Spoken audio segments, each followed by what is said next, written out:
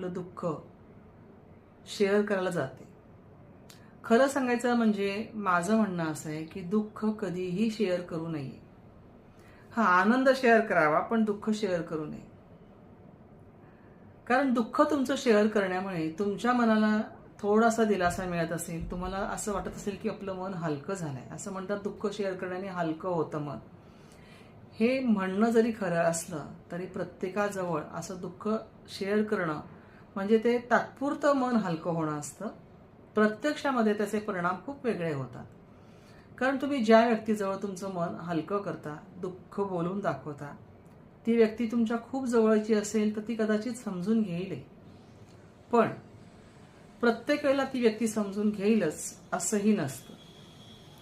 बऱ्याचदा आपण ज्यांच्याजवळ हे बोलतो, कारण कसं असतं बघा, जेव्हा दुःखी झालेला माणूस असतो ना, तेव्हा त्याला कुठंतरी हे बोलावं